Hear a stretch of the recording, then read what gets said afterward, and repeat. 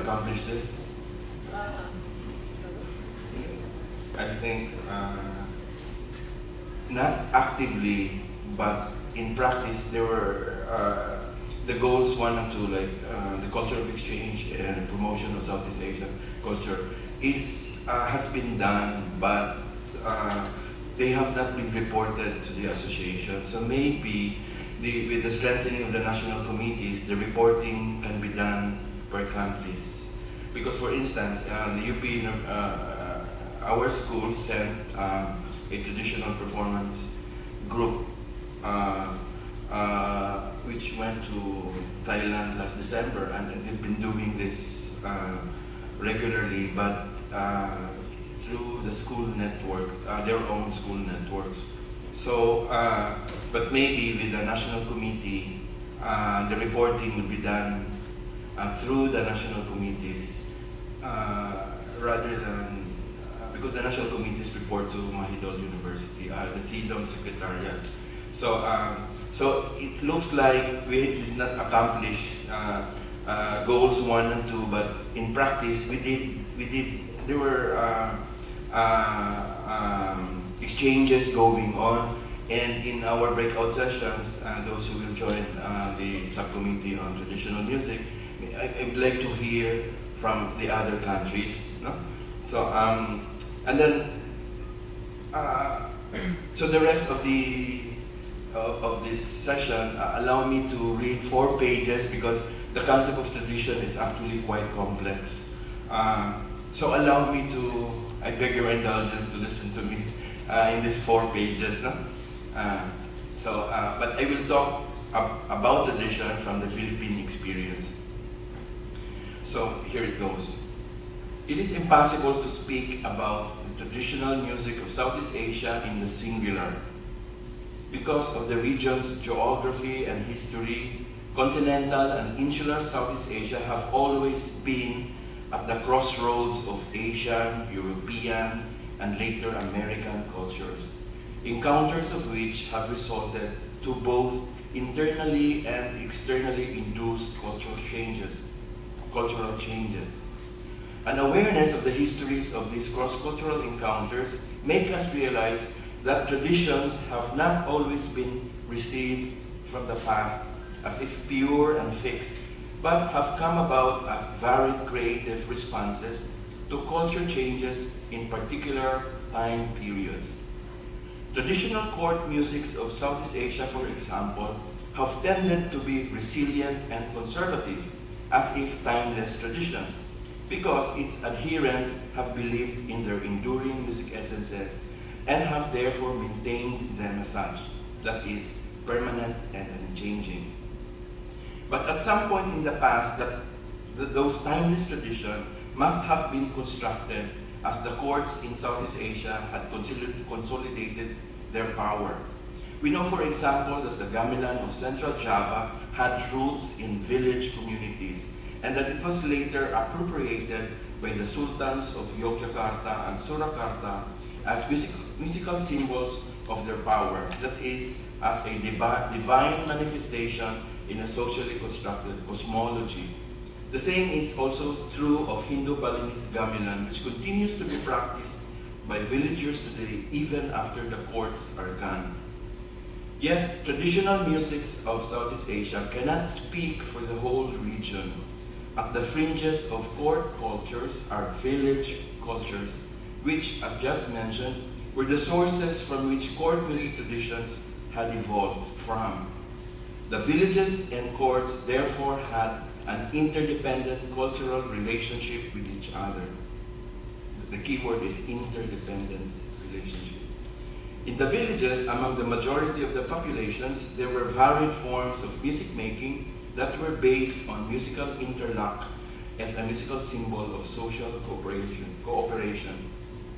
For me, this musical interlock is a shared musical principle that governs many musical systems in Southeast Asia, and it would be good to investigate this closely at a later symposium. In the Philippines, except for the sultanates of Sulu and Maguindanao, there has never been court music to speak of, nor a history of elaborate codification of music tradition so that it has become fixed and unchanging. Indigenous Philippine music has always existed in the plural, for Philippine music is a heterogeneous cultural practice of interdependent villages. When the Spaniards colonized the Philippines in 16th century, owing to both economic and religious reasons, the political rise of the town, centered in the poblacion or town center, was what contrasted with the space of the village called barangay.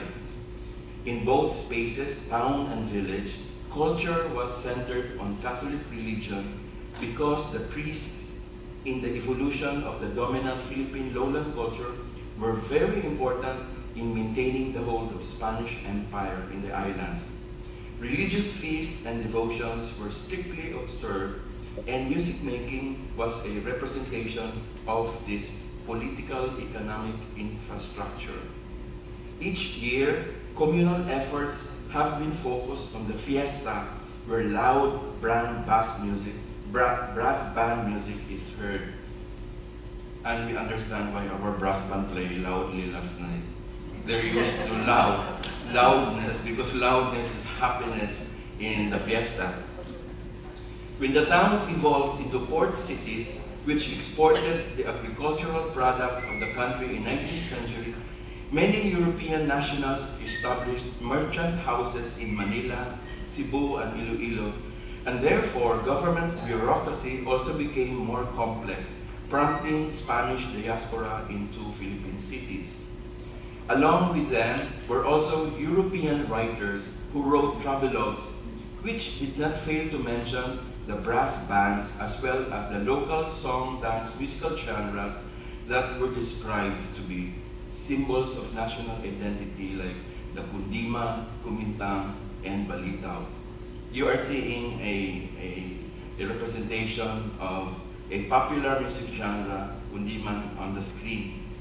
The travelogues had music transcriptions of these popular music Kundiman, Kumintang, and Balitaw that later on became tradition in the course of time. But we're looking into 100 years evolution, development.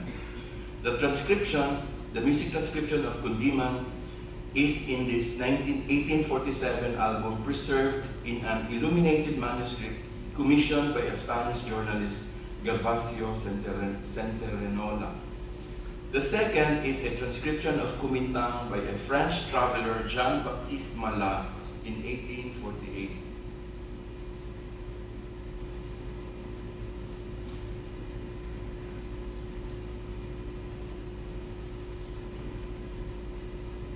And then this was later reprinted by the English journeyman John Boring in 1858. There was another book in 1860 that printed the Kundiman, and of course one more in 1892 by Manuel Walls. What is fascinating with these materials is that they constructed 19th century popular music in the Philippines, which were actually limited to specific regions in the country, into the national, that is, to stand for the whole of the Philippine archipelago, a relationship of symbol called part to whole. So they were documenting parts of Philippine culture, but then for a reader, it felt as if it stood for the whole country. My hypothesis is that the music transcriptions, the writing of music, did influence the status of the genres, because writing them elevated the genres.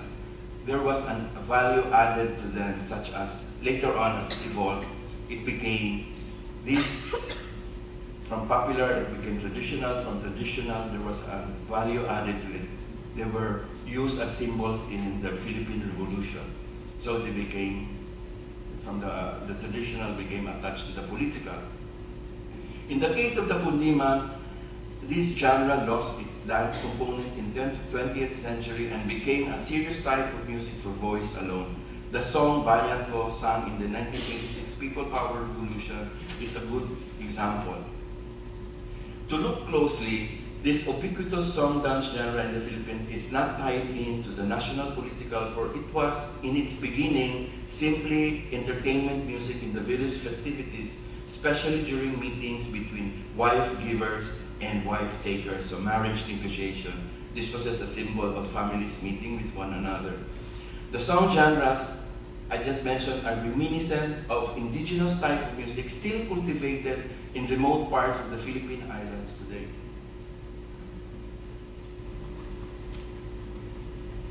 This is indigenous, but it hasn't been transformed, unlike the Diliman, which became a mestizaje or hybrid music. The music, music which consists of an alternation, a song alternating man and woman, is very similar to the Malay pantun or the molam in Laos. But with the hybrid Philippine music, they were fused with Western elements. So, what do we learn from this? First, the examples given point to the fact that music tradition is not fixed, but something that is made to appear as such as part of a political process in history. Second, we can understand tradition if we explore in depth its context, by which I mean the material conditions that enable the tradition to be fixed. In this short paper, I pointed out the technology of writing. Third, tradition is a response to present circumstances, especially the new or the modern. When the Europeans encountered local culture in the Philippines, they saw a local song dance as a marker of a place that is different from Europe. While presumably they wrote about it as a costumbre or local custom of the place, hiding the fact that half of it is Western, readers of their travelogues later used the same attention for local custom but added the sentiment of nationalism into the text. Thus, and this is my conclusion, if we do not reflect on the important role of culture in the construction of tradition, then it will be difficult for us to comprehend that tradition cannot be separated from the new or the modern, because tradition is a response to the new. Thank you.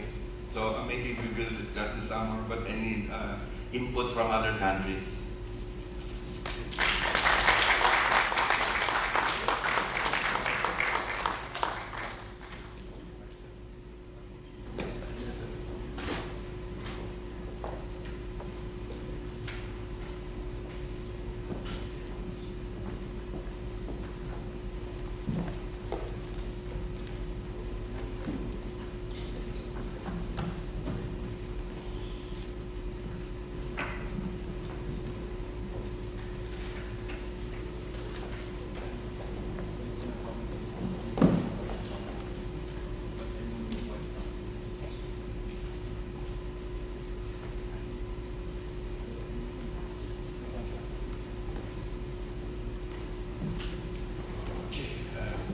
Good morning, everyone, and thank you, Jose, for your very interesting talk, and thank you for tying in your topic with what I'm going to talk about now, because we are talking about the new.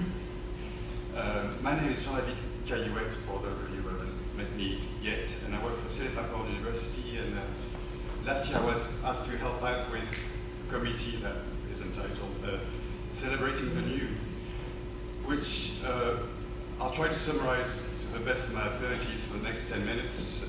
The idea of this committee is to acknowledge music and music education as a living organism that needs to welcome changes and welcome the natural evolution of music. So promoting musical diversity, questioning the socio-cultural relevance of the music we promote and we present in our institutions, as well as welcoming new musical aesthetics and new forms of presentation.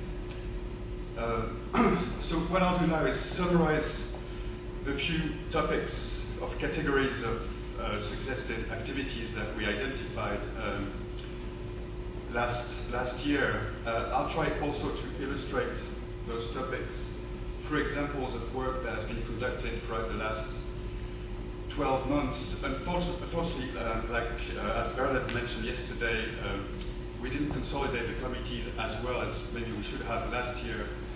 So it was quite hard to gather information about all the exciting activities that have been going on in every country over the last 12 months. So I apologize if some of my examples are very Thai-centric.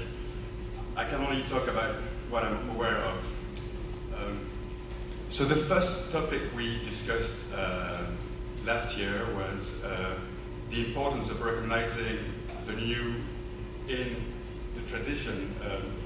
Many of our institutions do not really touch upon local music, and a lot of sounds and a lot of musical languages would be new to a lot of us if we just lifted the carpet and looked at the really rich diversity of sounds and musical languages that are already here.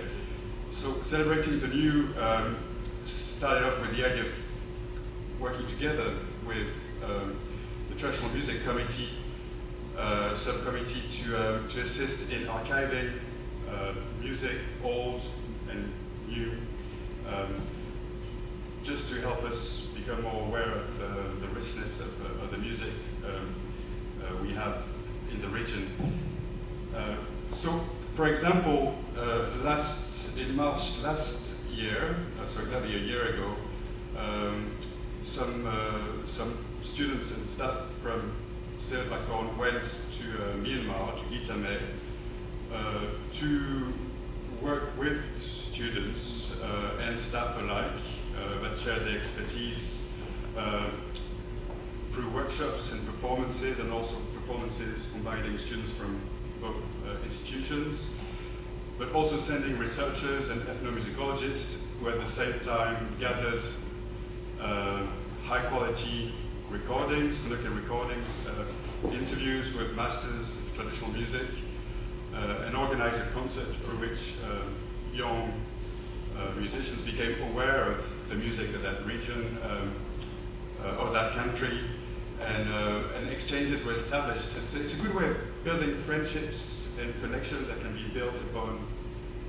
over a period of time, and also to bring back materials that can then be fed into the archive for future use. Then we had the idea of promoting transcultural collaborations and creations. So from traditional folk, classical music, and again, those exchanges between institutions can be very useful. A few weeks ago, students from Thailand went to Rufa to collaborate with Khmer musicians, and last week a similar exchange was established between Thailand and Laos. So those things are very manageable and are a very good way for our students to become a little bit more aware of the colors, the very specific colors of each country. A third topic was the idea of collaborative research, which we talked a bit about in great length a bit earlier.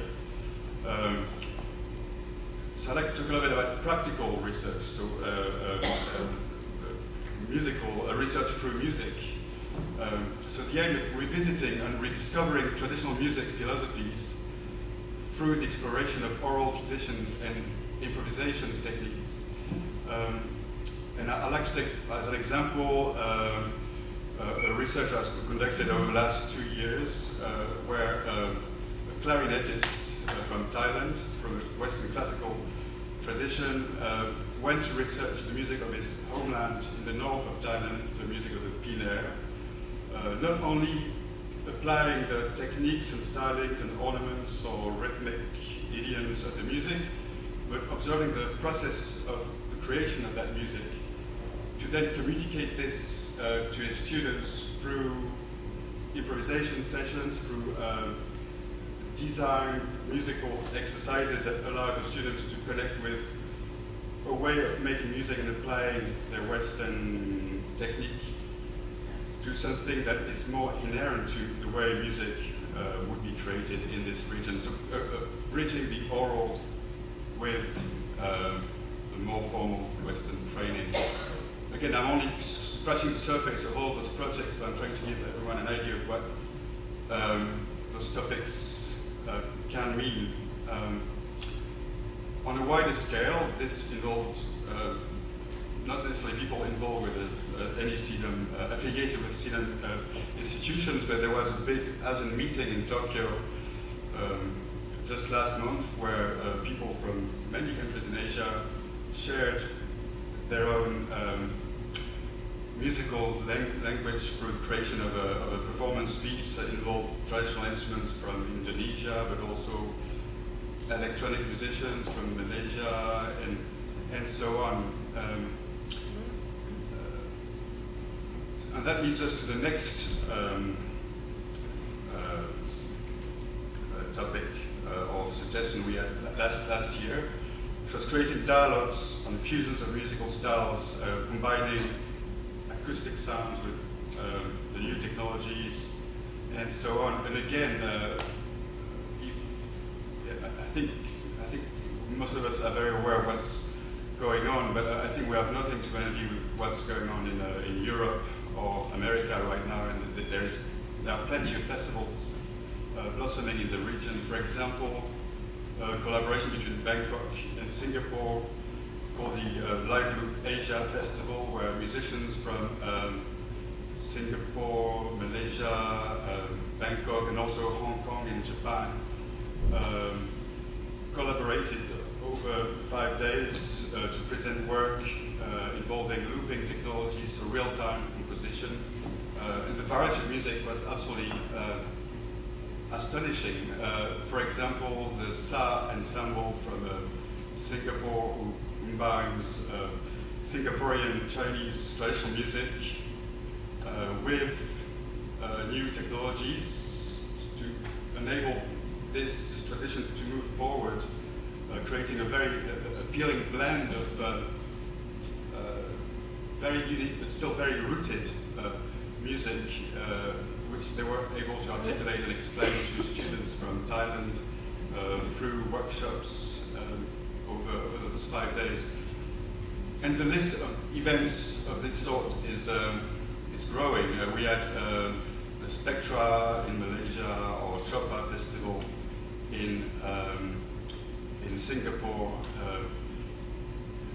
It's quite important to acknowledge those new trends because there is a growing audience that has a really strong appetite for new aesthetic and new forms of music making that are not exclusive to other forms of music. You could very easily, you can easily bring the Western classical tradition within this format, or traditional music can very, very well be connected. Okay, another topic that is more difficult to illustrate because I think very little has been done in that sense is the idea of developing infrastructures for collaboration work through networks, so the idea of live streaming and network performance. But maybe we were jumping a little bit ahead of us with this one, and I'd like to talk about a project where students from Thailand collaborated with young musicians from Mongolia over a month, exchanging data through the internet, not necessarily real time, but just files, and they managed to create new arrangements of Thai traditional melodies as well as Mongolian melodies, and created a CD basically, not having even met. And by the time they met, they were able to perform quite complex and very well designed arrangements during a festival that took place. So this is something we could imagine. We could imagine projects between institutions where people have a project that is built through network, just through sharing scores, sharing recordings, sharing sessions. It's something we can easily put in place. Something that wasn't discussed last year, but I think is equally important, is the idea of new forms of presentation. For example, PG Vim in Bangkok did some very interesting experiments over the last year where the orchestra performed staples of the Western repertoire, but combining it with a visual element, often an interactive visual element, in a way that enables an audience that would maybe be less sensible or sensitive to this form of music, taking them in, giving them, giving a fresh presentation of this material to maybe draw an audience that probably wouldn't find themselves going to a concert hall, to maybe give them an easier way in. New forms of presentation also means maybe taking the concert hall outside from the concert hall, for example, presenting in public spaces where people wouldn't expect to hear some types of music that are very often not promoted enough. So for example, here, that's a big park in Bangkok where the Diliman orchestra performed twice over the last year, or other initiatives taking music to shopping malls and presenting music, bringing musical complexity or music diversity in places where people would normally be exposed to a very homogeneous and mainstream form of music making. So I think this is what we discussed last year, and I think there are a few examples to illustrate the fact that things are moving forward. I'm sure you must all have other examples that we would love to hear about, and I think it would be a good starting point to think of how we can collect information and examples of work from each institution or each country. Well, first of all, to be more aware of what is actually happening, and also to be more aware of potential for collaborations and crossovers. So for anybody who wants to look through that grid with us during the discussion after this, please come and join the Celebrating the New committee. Okay, thank you for listening.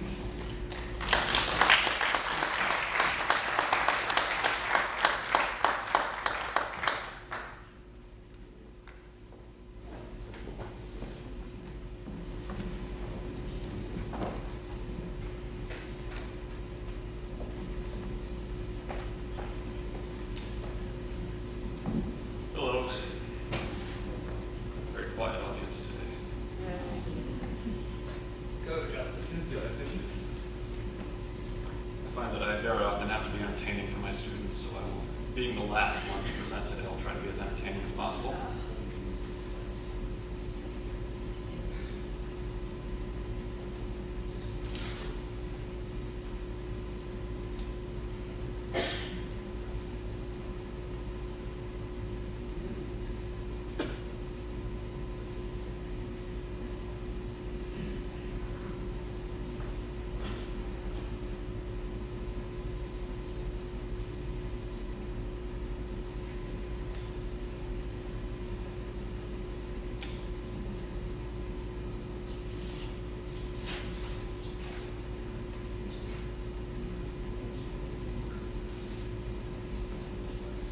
So I'm the one person who always says I'm the best with technology in the group. That's always one of Here the I am.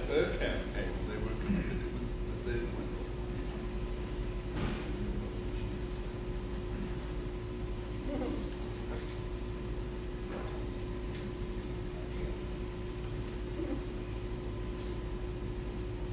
So I guess this means I'll just have to hurry through the actual presentation part to stay within 10 minutes once I get the technology sorted out.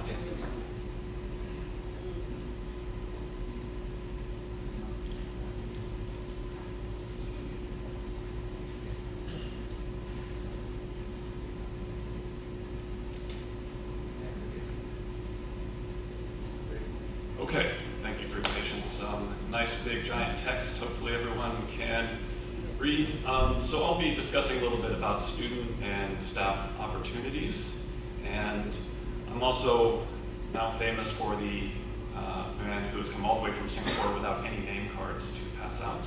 So if you need to write my contact, there it is. The Student and Staff Opportunities Subcommittee is, I would say, in a very early stage. There have been great examples from other subcommittees where they have measurable results.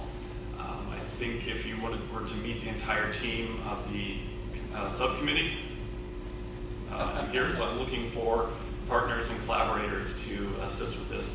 And let me briefly discuss some of our goals for this subcommittee. One goal, to assist with logistics of multinational and multi-institutional collaborations. To provide a resource for the dissemination of collaborative opportunities and projects for both staff and students. And I was afraid that might get cut off at the end, so the last one is to provide a platform to document and celebrate previous collaborations and inspire new ideas for future collaborations. So within our goals here, we have a lot of crossover, a lot of work that we'll need to be doing with various subcommittees. Now, I'll just get straight to the point. So for today, in our group breakout, we have some very, I would say, defined goals that we'd like to get through today. First of all, I would just like to take a chance to discuss in the breakout group the validity of the theme's objectives that I just discussed. The objectives, I think, were ones that I came up with. That doesn't mean that they are in any way representative of what the organization feels are important. So I'd like to really take a look at our objectives and say, are these really, truly our objectives? And once we have a look at that, we can propose or amend the objectives as needed. And once we feel that the objectives are confirmed, we can determine key actions and performance indicators for those. I know I sound like I'm speaking in a management meeting, but I think it's important that we get some very fundamental things set up for this subtraining today. And lastly, to identify new subcommittee members. Very important thing. Our proposed project for 2014-15 was to assist theme project proposals that are multi-institutional in nature and to offer logistical support and dissemination of information to member institutions. You've heard, I think, a couple of instances here where we were talking about, well, we've done a few collaborations here. I only have a certain amount of information. There hasn't really been a centralized way to store information, to have communication. So I think this is an important thing for us to look at. We haven't been a part of any multi-institutional collaborations yet, but hopefully within 2015 we'll still be able to do this. And I think one important question that the subcommittee needs to ask ourselves is, how can this subcommittee encourage collaboration, enhance project implementation, and inspire, this is an important one, inspire new projects without getting in the way of spontaneous and dynamic collaborations. So if one institution wants to do a collaboration with another institution, we do not necessarily need a third party in the middle. So what is our role? How do we actually enhance without sort of detracting from things that are already going on? And I'm going to do one last question, if you don't mind, just to indulge me. Jean-David had sent out an email to some of us before the Congress asking for examples of collaborations of things that we've done and we've accomplished. And I really had to take a minute and go, what have we done? Because I haven't been writing it down. So I just had a quick thought, and all I need to do is see a show of hands, because I know we're all incredibly busy with paperwork and forms and everything. But if you were presented with a brief form after a collaboration that said, please fill this out, it'll go into a database that we can search later. It can be something simple as you click on, okay, so research and critical reflection, here's an example of what we did, et cetera, et cetera. Who did it involve? Possibly later some keywords that we can search later. Would this be in any way troublesome after a collaboration for any of the members to do, so we can keep track of it? Okay, so who would be okay if we attempted to implement this? Okay, very good. Excellent. Okay, I hope to see some of you shortly for student and staff opportunities. Thanks.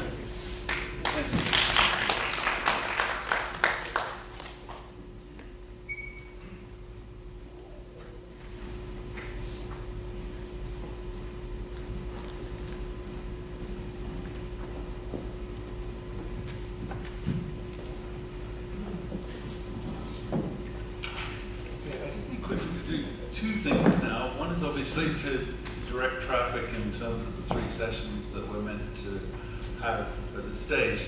The second, though, is to make sure we know what's happening immediately after lunch. So, can I just get a show of, can I do the second thing first, if you don't mind? So, just going around countries, so Singapore, we've got a group of 5, I think, is that right? 1, 2, 3. Justin, obviously, 5, yep. Great, so if I can just sort of assign rooms quickly now, unless anyone from UP's done this already? Anyone from the office done this already? Hello? Sorry, there's a group over there that's all talking to each other that I need to get the attention of. So, has anyone from the UP assigned where national countries are going in the second after lunch? And or has anyone from SEADOM office done that yet? Or can I do it now? You can do it now. I can do it now. Good, that's what I'm just trying to get an answer from that corner. Great. So if we can do that, Singapore, therefore, it stays here actually. The AHA is here. What's AHA? This one, that's what I thought. Okay, fine. So we can meet just here. It's great. Thailand, we've got lots of people from Thailand. Yes. Oh, good. So actually, they should have stayed here, really. In fact, let's change it. Let's move Thailand is here. Singapore's in the mini hall, just to keep it simple. Okay, so Thailand in this hall, Singapore in the mini hall. Malaysia. 1, 2, 3, 4, fine, fantastic. So the museum. Philippines. I'm sure we have enough. So Annex 232, which is the back in the previous quadrangle over there. Now, I'm just seeing where we are with. So Indonesia's only. So can I just do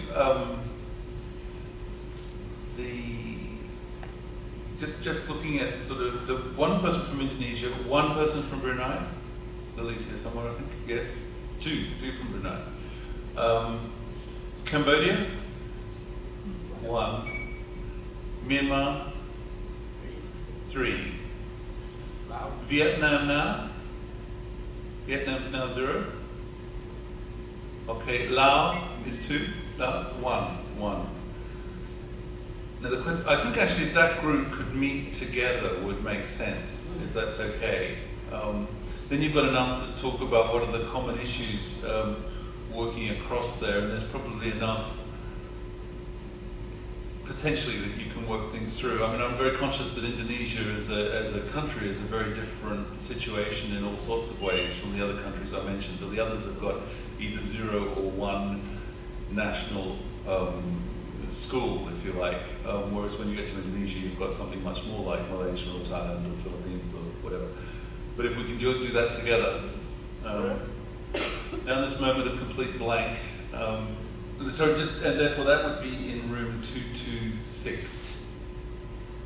Okay, room 226 for that group. And I'm just quickly going around, have I left the country out? I don't think I have. But we do have people from, sorry? China, yes, yes. And well, I was going to say, we do have people from Korea, Japan, and Hong Kong. Anywhere else? Hong Kong, Korea. In Vienna, Milan.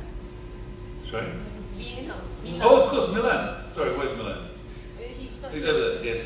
Good. You joined Malaysia. I think in a way maybe that's the answer, is to self-select where you think might be interesting. It would be particularly fascinating from my perspective actually, if some people would at least join the last group we talked about, the mix of different countries, because it gives a different perspective of that. But I think given people have come quite a distance to be here from those communities, it makes sense for them to be able to connect to the national context that they think might make most sense to them. So is that okay? Let's see if I can remember my own lecture. So AHA is actually going to be Thailand, Mini Hall is Singapore, Museum is the Philippines. No, wrong. Okay, sorry. Malaysia, sorry, thank you. Good. 232 is the Philippines, I knew that, sorry, I was just testing you, not really. And 226 is therefore the other countries meeting together. The idea of this is that from each of those groups, one person would be delegated to join ANATAI in discussion, a forum where we can look at what some of the common and disparate dimensions and responses are from the different communities. So you do need to have a spokesperson come out of each of those groups. I also know that ANATAI has a form that she wants you to work through. In fact, ANATAI, do you want to come up for a second and have a few words about this, because you know this better than me. This is probably the best time to catch people. I know you've been catching people individually, but, or shall I talk and you tell me if I'm wrong, whichever way you prefer. Okay, so my understanding of what ANATAI wants you to do is that each country would choose 3 of the theme areas that they think of greatest relevance to them at this stage. And then there's 2 other columns that I can't remember what the other 2 columns are. They are. The second ones are what the available platforms of resources. Do you think that those things can be implemented? Okay. And the third one is that how do you implement it in the next year? Okay, do you want to just use the mic for a second? And this is really helpful, actually. Very simple question. It's 3 questions from each country. The first one is among these 7 themes, what are the 3 themes that you think are most important? So you can choose between each country. And the second one is what are the available resources for those themes to be implemented in your country? So you can choose either of the themes, and then the last one is something that Bernard would like to see very much of. How will you start doing those themes? How will you implement those themes in the next year? Thank you very much. Thanks, Anna. Thank you for taking that forward. So that's all I wanted to say about immediately after lunch. So the groups now are Southeast Asian music traditions, which would meet in the mini hall, celebrating the new, which is in 232, and the student and staff opportunities, which would be in 226. Can I just get a general show of hands? So Southeast Asian music traditions, what number? Who's looking at this one? 1, 2, 3, 4, 5, obviously Thursday 6. Okay, celebrating the new. 1, 2, 3, 4. A lot of people going off to early lunch or something. 1, 2, 3, 4. And student and staff opportunities. Okay, so that's currently looking like the biggest one, but hopefully we can get decent sized groups to all 3, because there are only 3 sessions. And just to clarify, lunch is meant to be at 12:45. The discussions at the last session obviously kept on going. The next session is only at 2 o'clock, so if you find that you break between 12:45 and 1, I'm sure no one will put you in prison or anything.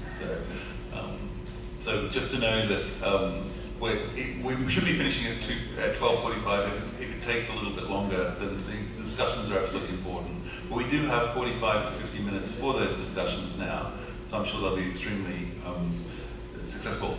Just to thank everybody who's done the presentations and to give thought to what we've been trying to work through over the last 12 months. That was incredibly enlightening to me, at least, and I'm sure it was to everybody else. Thank you very much.